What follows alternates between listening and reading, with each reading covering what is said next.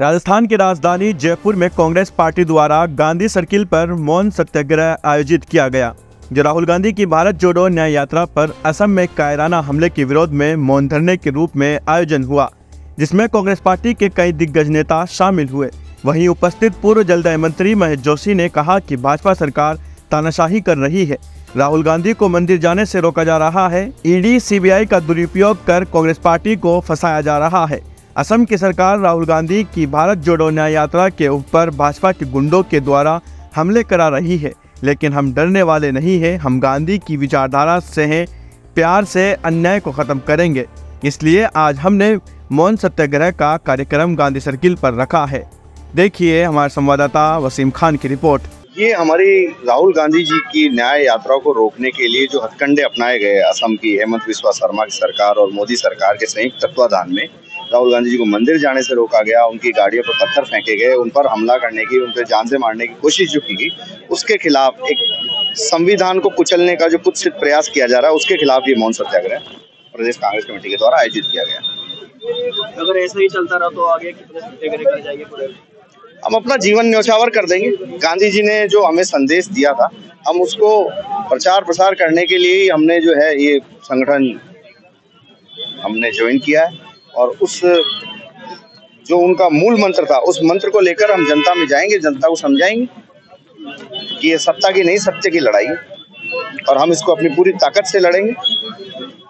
आप एक सत्याग्रह नहीं, हमें जिस हद तक जाना होगा हम उस हद तक निकलेंगे। सड़क से संसद तक पूरी लड़ाई पूरे दिलो जान से लड़ी जाएगी। जब संवैधानिक संस्थाओं का हनन हो रहा, किसान, मजदूर, छात्र, नौजवान, महिलाओं की आवाज दबाई जा रही हो, तो हमारा कर्तव्य बनता है कि देश के अंदर पहले भारत जोड़ो यात्रा निकाली गई, अब भारत जोड़ो न्याय यात्रा निकालें। जब न्याय यात्रा में बीजेपी केंद्र की तानाशाही सरकार व्यवधान डाल रही हो, हेमंत बिस्वा सरकार व्यवधान डाल रही हो, तो हमारा ये दायित्व बनता है, हम गांधी जी की मूर्ति के आगे अहिंसा के रास्ते पे चल के ये मौन सत्याग्रह करने चाह रहे हैं। और इसमें जो हेमंत बिस्वा है ये ओछी राजनीति पे उतर आए हैं।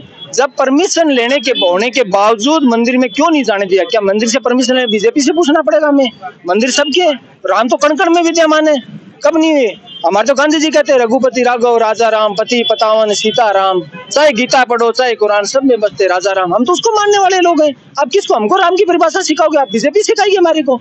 इसलिए हम कहना चाहते हैं कि देश के लोकतंत्र को जिंदा रखना है तो कांग्रेस का साथ दीजिए, और बीजेपी को यह कहना चाहते हैं आप लोकतंत्र की हत्या करना बंद कीजिए और किसान, मजदूर, नौजवान, छात्रों की आवाज सुनिए, क्योंकि जब मूलभूत सवाल है उनसे ध्यान भटकाने के लिए ये लोग इस तरह की ओछी राजनीति को उतर रहे हैं। अब हेमंत बिस्वा की कुर्सी खिसकने के लिए आ गई, वोट बैंक खिसक रहा है, राहुल गांधी यात्रा से घबराए हैं, तब ये इस तरह की ओछी हरकतें कर रहे हैं। इन्होंने कब नहीं किया? आप ईडी का देख लो, ईडी कहाँ नहीं है। हम तो पूछना चाहते हैं कि ईडी कब चढ़ेगी अडानी की सीढ़ी, बताइए ना। आप भेज रहे हो हमारे आंजना जी के चेतक इंटरप्राइजेज पे आपने छापा मारा, मैं पूछना पाता हूँ गडकरी जी के दीपक इंटरप्राइजेज पे कब जाएगी? मेसा के कब जाएगी? जो नोटबंदी में 13,860 करोड़ का घोटाला था। संजय मरीवाला के जो 3 काले कानून का इन्होंने प्रपोजल दिया था, उसके कब जाएगी? शरद मराठे की ईडी कब जाएगी? आके पूछना चाहते हैं। हम पूछना चाहते हैं कि जो बैंकों का right of loan 14.5 lakh crore का राइट ऑफ किया, किसके इशारे पे किया गया? क्या 10,000 करोड़ की कंपनी सेंट्रल इलेक्ट्रॉनिक्स और 250 करोड़ के क्यों बेचा गया? किसके इशारे पे बेचा? ये हमारे सवाल है। और जब चुनाव होता है देश के अंदर, जब चुनाव बीजेपी ना लड़के ईडी सीबीआई इनकम टैक्स लड़ती है, हम घबराने वाले नहीं है इनसे। हम कहते हैं हम भगत सिंह को मानने वाले लोग हैं, चंद्रशेखर को मानने वाले नहीं, इनसे झुकेंगे और न डरेंगे। और हमारे नेता ने कहा डरो मत। वैसे जैसा कि आपने कहा कि मंदिर को लेकर कहा, 4 शंकराचार्य उन्होंने प्राण प्रतिष्ठा को लेकर बयान भी दिया है कि अभी मंदिर पूरा बना नहीं, और मंदिर का निर्माण को लेकर बना नहीं, उससे पहले ही प्राण प्रतिष्ठा किया जा रहा है। क्या कहोगे? देखो, मैं ये कहना चाहता हूँ कि शंकराचार्य सनातन धर्म से सबसे ऊपर पदवी होती है, हम उनसे बड़े नहीं है। अब इंग्लिश का एक वर्ड है कि बॉस इज ऑल राइट, जो उन्होंने कहा है वो सही है, हम उनको मानते हैं, हम उनका आदर सम्मान करते हैं। तो मैं तो इतना कहना चाहता हूँ केंद्र बीजेपी के नेताओं से, आप उनका तो सम्मान रखिए, हमारी बात मंदिर के बारे में नहीं सुनते, आप उनकी तो बात सुनिए। अधूरे मंदिर का यदि शंकराचार्य कह रहे हैं तो शंकराचार्य जी से ही करेंगे। मैं शंकराचार्य के ज्ञान का हम लोग सम्मान करते हैं, इज्जत देते हैं, वो हमारे सर्वश्रेष्ठ है, और उनके कटाक्ष में कुछ नहीं करूंगा, न हमारा अधिकार है उनके बारे में। हम सनातन को मानते हैं, बट इस तरह का नहीं मानते कि जहाँ जनता दुखी हो, जनता सड़कों पे हो, कैसे कोरोना काल में अभी ये लेटेस्ट फैसला आया ना इनका केंद्र सरकार का, 10 करोड़ 70 लाख नरेगा मजदूरों को बाहर कर दिया आपने। नरेगा स्कीम किसका? केंद्र सरकार की। आधार कार्ड किसका? केंद्र सरकार। बैंकिंग सेक्टर किसका? केंद्र का। आप किसको कहोगे? पर उनकी सुनाई नहीं देगी, क्योंकि गरीबों को पेट पे लात मारेगी। आज 13 फरवरी से किसान आंदोलन फिर शुरू हो रहा है। उन किसानों को आपने लॉलीपॉप देके फिर भेज दिया। किसान 3 काले कानून किसके इशारे पे लाए गए थे? 750 किसानों ने कुर्बानियां दी थी। ठीक है, तो इसलिए जब लोकतंत्र की आवाज दबाई जा रही हो, लोकतंत्र को खत्म किया जा रहा हो, संविधान को खत्म किया जा रहा हो, तब कांग्रेस का दायित्व बनता है वो जनता के अधिकार के लिए लड़ी है, आजादी के लिए हमने लड़ाई लड़ी, अब संविधान को बचाने के लिए लड़ी। बीजेपी कह रही है कि शंकराचार्य जी कांग्रेस पार्टी से जुड़े हुए हैं, इस पर आप क्या कहोगे?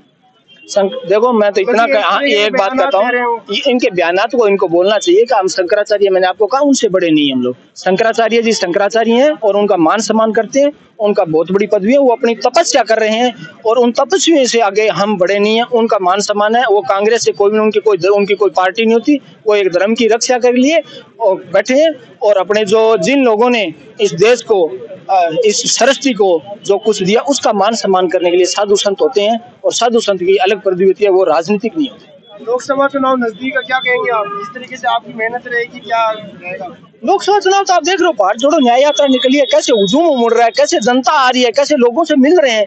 बीजेपी को तो अहंकार छोड़ के आप आना चाहिए। कैसे आपने बैंकिंग सेक्टर को बर्बाद करके छोड़ दिया, कैसे आपने टेलीकॉम को बर्बाद करके छोड़ दिया, कैसे आपने जल जंगल जमीन अपने पूंजीपति मित्रों को देना चाह रहे हो। तो इसलिए कहते हैं कि जनता सब जान है, मोदी जी के दिन पूरे हो गए हैं और इनकी कुर्सी खिसक रही है और देश में इंडिया का शासन आ रहा है, रामराज आ रहा है, किसान का शासन आ रहा है, मजदूर का शासन आ रहा है, व्यापारी का शासन आ रहा है, और देश के अंदर आपको तानाशाही खत्म होगी और लोकतंत्र कायम होगा। देखो, राजनीति से धर्म बड़ा होता है और हमेशा धर्म, जब राजाओं के राज के समय में धर्मदंड जो महत्वपूर्ण रखा जाता था, तो यदि शंकराचार्य जी कुछ कह रहे हैं तो उसका निश्चित रूप से कुछ ना कुछ अर्थ और लॉजिक होगा, धर्म शास्त्रों के अंदर लिखा हुआ होगा। लेकिन ये राजनीतिक फायदा उठाने के लिए बीजेपी जिस तरीके से कर रही है, जनता सब समझ रही है और आने वाले लोकसभा चुनाव में जनता इसका जवाब जो है बीजेपी को देगी। शंकराचार्य जी पर आरोप लगाया जा रहा है कि वो कहीं ना कहीं राजनीति कर रहे हैं कांग्रेस के पक्ष में होकर। देखो, मेरे साथ है तब तक वो सब सही है और मेरे से खिलाफ है तो वो सब उन पे लांछन लगाने स्टार्ट होते हैं। शंकराचार्य जी धर्म में विश्वास रखने वाले लोग हैं और धर्म के शंकराचार्य हैं, तो वो धर्म के अनुसार ही बात कर रहे हैं। लेकिन बीजेपी की जब वो सही नीति और धर्मदंड की बात कर रहे हैं तो उनके खिलाफ बीजेपी के लोग इस तरीके की बात कर रहे हैं, तो ये सरासर न्यायोचित नहीं है कहीं भी। और शंकराचार्य जी, जब 4 शंकराचार्य इनके खिलाफ है तो इस पर जनता समझती है बात को, इसके बारे में जनता जानती है। राजनीतिक प्रतिशोध के चलते उस भावना से ये कार्रवाइयां की जा रही हैं। राहुल जी का स्पष्ट संदेश है, डरो मत, न्याय के लिए लड़ो, अन्याय के खिलाफ लड़ो। और कांग्रेस कार्यकर्ता बिना डरे लगातार राहुल जी के साथ कंधे से कंधा मिलाकर इस तरह की अलोकतांत्रिक कार्रवाइयों का विरोध अभी भी कर रहे हैं और आगे भी करते रहेंगे। जरूरत पड़ी तो जेल भरो आंदोलन भी किया जाए। आंदोलन में कई जगह हो रही है,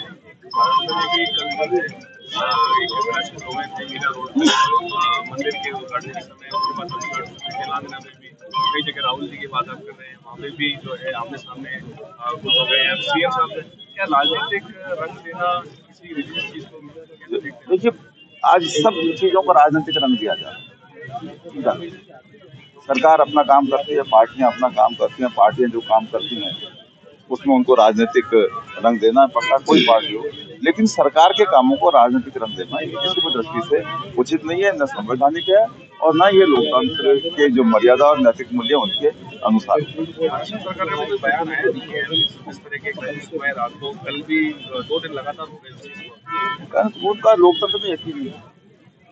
वो कोई भी काम ऐसा करते हैं, कुछ बोलेंगे नहीं, चुप रहने की उनकी आदत है, इश्यूज पे बोलते नहीं, नॉन इश्यू को इशू बना के उसको बोलने की कोशिश करते हैं।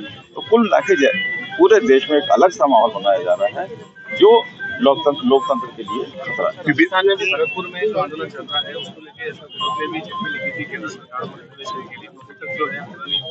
आज फिर जो है 7वां 8वां दिन हो चुका है आंदोलन को। हमारी वही मांग है जो अशोक गहलोत जी ने कही, उसको ध्यान देना चाहिए केंद्र सरकार को और इसके समाधान की बीजेपी का तर्क है कि अनहोनी दुर्घटना न हो जाए, इसके लिए उनको अनुमति नहीं प्रदान की गई।